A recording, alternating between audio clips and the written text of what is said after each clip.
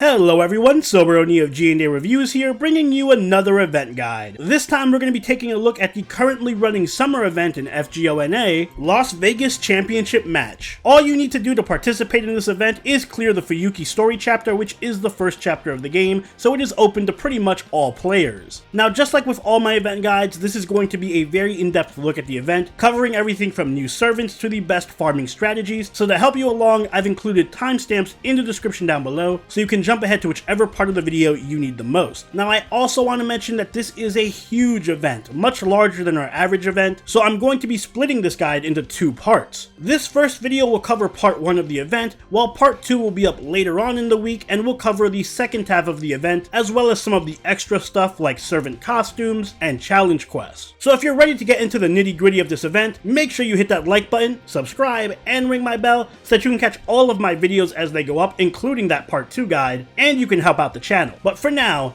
onto the event guide. As expected of summer, we will be getting a whole batch of new servants, so many that I won't be able to cover them all in one video, so we'll leave these second half servants for part 2. But let's start things off with our welfare servant for the event, Saber Hokusai. Saber Hokusai is going to be the free servant that you earn if you complete the entire event, and she is a 4-star saber with a max attack of 9,389 and a max HP of 11,873. She has a single target Arch Noble Phantasm that inflicts great amounts of damage. And as far as 4-star servants go, Saber Hokusai is one of the best DPS servants out there, so I highly encourage everyone to complete the event to pick her up. But we also have a few servants appearing on the exclusive summer banner. First up, we have the 5-star Miyamoto Musashi Berserker. She has a max attack of 12,712 and a max HP of 12,150. She has an AoE Arch Noble Phantasm and she specializes in farming. We also have a couple of new 4-star servants, starting off with Osakabe Hime Archer. She has a max attack of 8,895 and a max HP of 12,476. She has an AoE Buster Noble Phantasm that gives a bunch of buffs to the team, so she is a solid semi-support for crit teams. And finally, we have the 4-star Carmilla Rider. She has a max attack of 9,651 and a max HP of 10,476. She has an AoE Quick Noble Phantasm and is an excellent crit DPS that specializes in debuffing enemies. And if you'd like to know more about any of these servants, I actually have spotlights for all of them that goes into much greater detail, which I will link in the description down below, so feel free to check those out. But aside from those new servants, we will also be getting a banner featuring the rate-up male servants for this event, that being Merlin, Siegfried, and Fuma. Merlin is one of the top 3 servants in the entire game, so if you're in need for a buster support, I do highly encourage rolling for him. Now with the banners covered, let's take a look at the craft essences. Summer events are known for having some very high quality artwork on their craft essences, and this one certainly doesn't disappoint. Starting with the gacha CEs first, we have the 3-star Sama and Mate. This craft essence grants 1 hit of evasion and increases NP damage by 5%, as well as increases dice drops by 1 or 2 if you max limit break it. This is a decent general purpose craft essence that fits well on pretty much any servant with a good NP, like Uriel, Robin Hood, or Caesar. Next up, we have the 4-star Purple Eye. This craft essence increases arts and buster card effectiveness by 8%, crit damage by 5%, and increases card drops by 1, or 2 if you max limit break it. A decent CE for any kind of arts or buster crit servant like Emiya, Osakabe Hime Archer, and Kagetora. And the final gacha CE is going to be the 5-star Welcome Bunny. This CE increases arts and crit damage by 10% and generates 3 crit stars per turn. It'll also increase chip drops by 1 or 2 if you max limit break it. Now this is an excellent craft essence that fits very well on any kind of arts crit servant like Saberlot, Saber Hokusai, or Holmes. There are 3 other gacha CEs that appear on the male banner, but we'll cover those in part 2. For now, let's take a look at the shop CEs. First up, we have Heavenly Demon Princess, which increases NP damage by 10%, arts crit damage by 15%, and grants 30% starting NP charge. For this event, it will also increase the appearance rate of enemies by 15%, or 30% if you max limit break it. Outside of the event, this is another really strong CE for any kind of arts crit servant that relies on their NP, like Kagetora,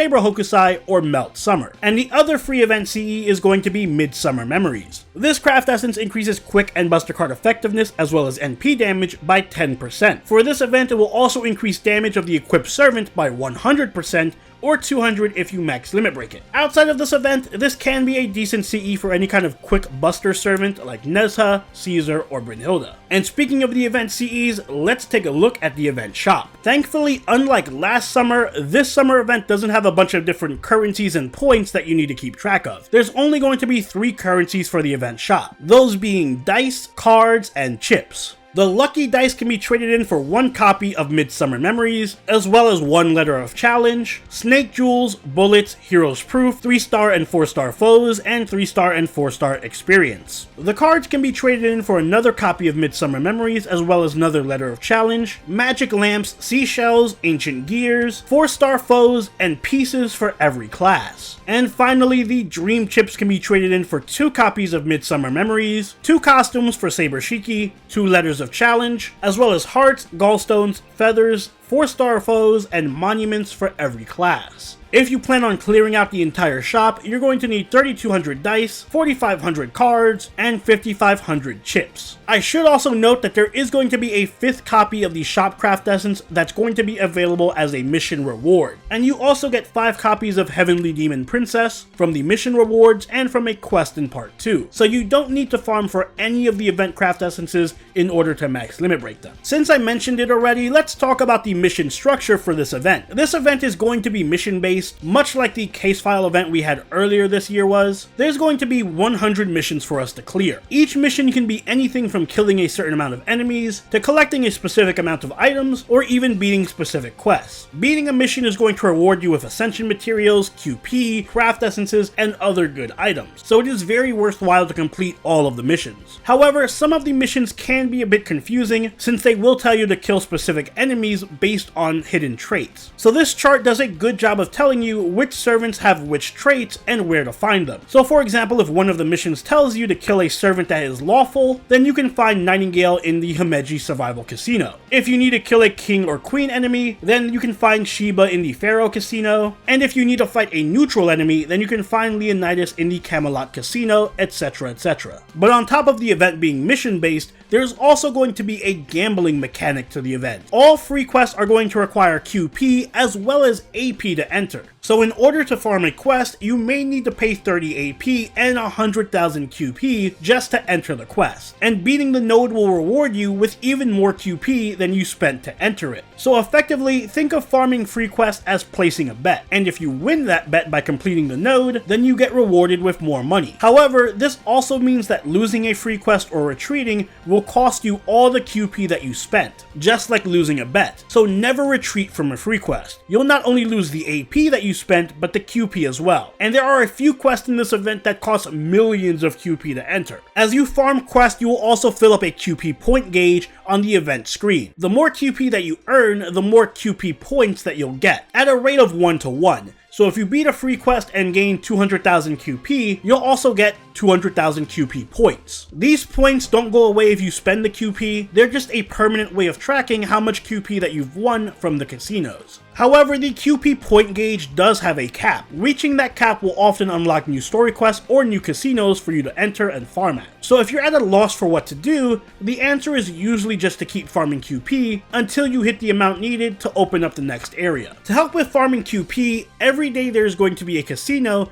that's in fever mode. That means that the QP rewards from free quests in that casino will be much larger. But in order to farm the fever mode version of these free quests, you will need a fever ticket. We get fever tickets every day just from logging in, as well as rewards for completing missions. So they are a very limited resource. Make sure that you use them wisely by farming the hardest stages at each casino, that way you can earn the most QP. There are also certain quests that will unlock as you progress through the event, called Big Chance quests, and these quests require tens of millions of QP to enter, but if you beat them, they give you double the reward. I'll cover these in more detail in part 2, since they're more akin to challenge quests rather than farming nodes. Moving on, let's take a look at the event story. These story quests for this event are going to be time locked, so basically every day a new casino is going to open and continue the storyline. However, on top of the time lock, many quests are going to be QP locked and mission locked. so event progress can be slow. The story quests themselves, though, are very easy. The event is designed for new players, so even if you're just starting out, you should be able to handle the story quests, especially since we do have a damage increasing CE. There are going to be some missions where you have to use support Hokusai or other NPC servants, very similar to how you had to use Musashi for a lot of the fights in Shimosa. I should also note that there are quite a few quests where the objective is just to survive for a certain amount of turns or some other gimmick, so if you reach a story quest where you can't deal damage to an enemy, or an enemy has 3 million HP, it's usually not the case that you have to kill them, you just have to survive a certain amount of turns. I'm not going to go through all of them, just know that there are a lot of these scripted fights. What I will mention though is that some story quests will also require you to purchase a letter of challenge item from the shop in order to unlock them. So if you're stuck with a mission not unlocking,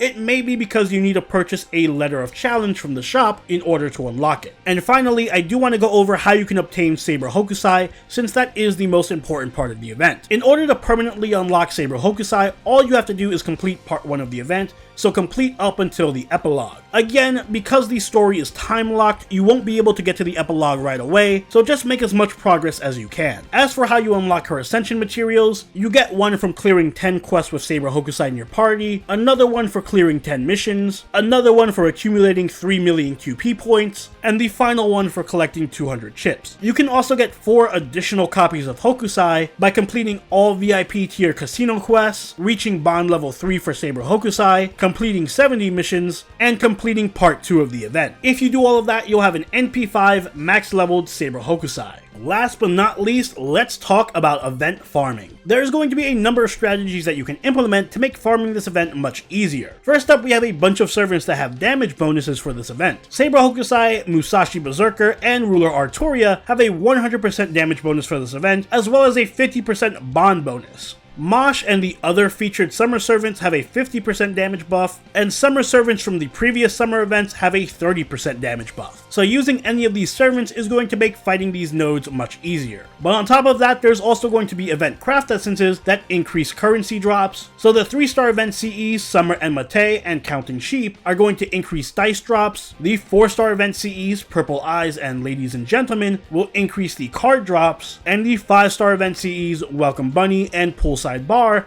will increase the chip drops. Demonic Sun Princess will also increase the amount of enemies that spawn in a given node, while Midsummer Memories will increase your servant's attack strength by 100%. It isn't listed here, but I should mention that the Bella Lisa and Mona Lisa CEs, which increase QP drops, are very important for this event. This event is all about farming QP, so having those craft essences equipped at all times is going to massively increase the amount of QP that you get. So you should always have Bella Lisa equipped on your supports, and you should always have a Bella Lisa in the party for more QP. In fact, when it comes to priorities, you should prioritize QP gain and clearing missions more than farming for the event currency, since you'll likely get more than enough to clear the shop just by farming for QP and completing missions. For a general strategy, I recommend getting the 3-star CE from the Friend Point Gacha, and then focus on getting the Shopcraft Essence so you can make farming easier and start completing missions. I would also recommend max limit breaking the Shop CE for the full 200% damage.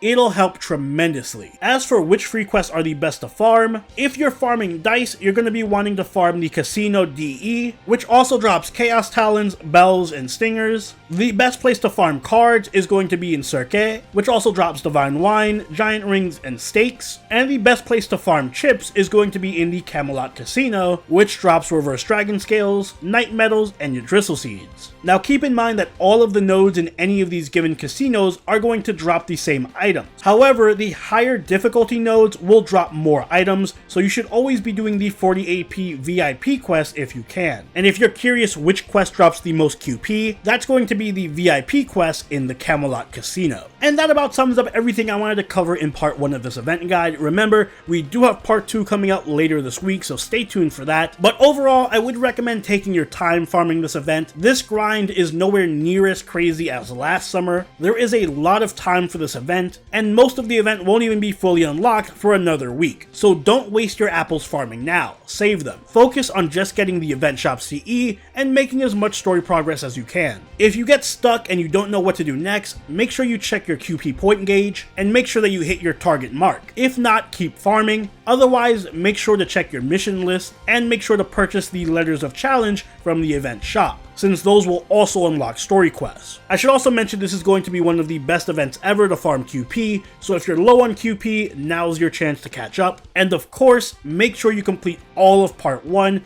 so that you can get Saber Hokusai. Since this is a really unique event, I fully expect a lot of you guys are still going to have some questions, so let me know your thoughts and questions in the comments down below. And if you enjoyed this video or it helped you, please do make sure you hit that like button, subscribe, and ring that bell. Follow us on Twitter, follow us on Twitch, and join the party on our Discord, all linked in the description down below. And I'll see you all in the next video. Until next time, this is Soberoni, signing out. Later.